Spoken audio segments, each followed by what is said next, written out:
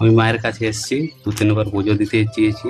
আচ্ছা, মানে এর আগেও এর এসেছিলেন? আগেও এসেছি, 3 বার পুজো দিয়ে গেছি। আচ্ছা, দিতে আমার লটারিতে প্রথমে একটা 2,25,000 লেগেছিল। 2,25,000? হ্যাঁ, আচ্ছা, আমি বিক্রি করি, কাস্টমার দোকান আছে আপনার? হ্যাঁ, আমার দোকান আছে। হুম, আচ্ছা, তারপরে এটা হয়েছিল আপনার লক্ষ্মী পুজোর আগের দিন। আচ্ছা, আর রিসেন্টলি আর কার্তিক পুজো মানে কালী পুজোর 2 দিন বাদে একদিনে একটা 45-90 দুটো প্রাইজ হয়েছে। বাহ, মায়ের আশীর্বাদে হয়েছে। আমাকে নিজের সবসময় বাড়ি ডাকি, যখন এসেছিলেন আমার দরকার নেই, কাস্টমার লোকের পাক, হয়েছে, আমার ওতেই খুশি, আমার ব্যবসা চললেই খুশি।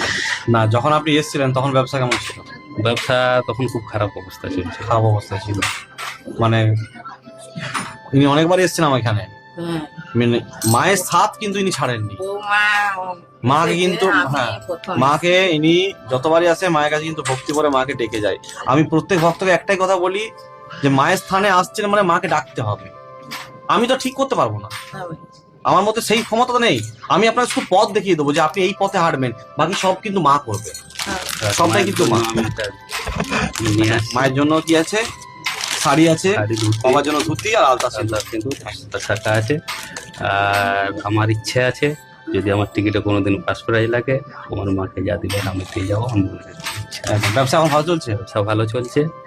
আর আপনার ইউএসজি যে চলছে, আচ্ছা, ইউএসসি সেন্টারের জন্য। শুনছিলাম আপনার ফোনতে। আচ্ছা, এটা একটু মাইকে বলি আমি। মা মনসা সেবাশ্রম থেকে আপনারা দেখেছেন বিভিন্ন অসহায় মানুষদেরকে সাহায্য করা হয়, বিভিন্ন গরিব দুঃখী মানুষদেরকে সাহায্য করা হয়। মা মনসা সেবাশ্রম আসলে গরিব মানুষের জন্য, অসহায় মানুষের জন্য কিন্তু মা মনসা সেবাশ্রম।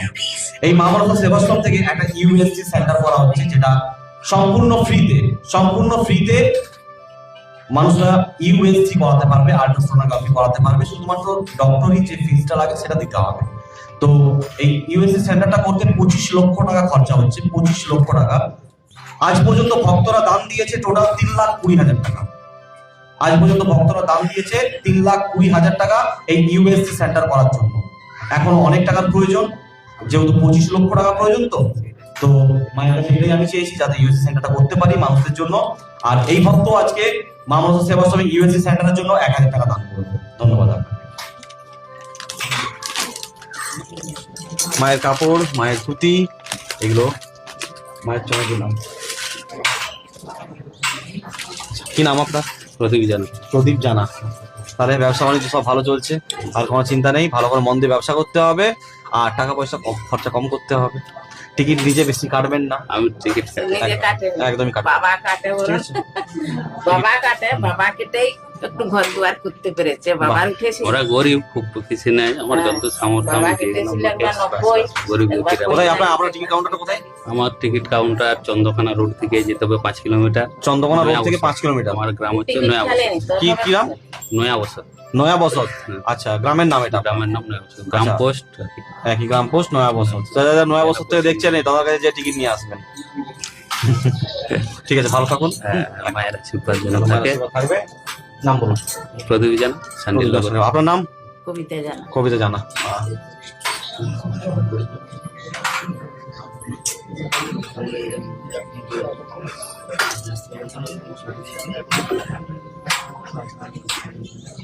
কোথায় কোথায় ব্যথা হয়? এই হাঁটুগুলো ফুলে গেছে। তখন মায়ের কাছে তেল বসে টেনেছেন? আছি বলে তাই না, এখন ঠ্যাং বিলে তেল তো দিয়েছে। তেলটা দিলাম তো? হ্যাঁ, তেলটা ব্যবহার করবেন। আর পুষ্প দুটো দিচ্ছি, একটা বাড়ি, একটা দোকানে, টেবিলে। মাইক লাগাচ্ছেন? মায়ের তো সব দিনই লাগাই আমি ফুল। তখন নাহলে বুঝতে পারতাম ঠ্যাং বিলে বসে আরামসে বসুন, এরপরে মায়ের আশীর্বাদ দেওয়া হবে, তারপরে চরণমিত্র, তারপরে সেবা করবেন। ঠিক আছে?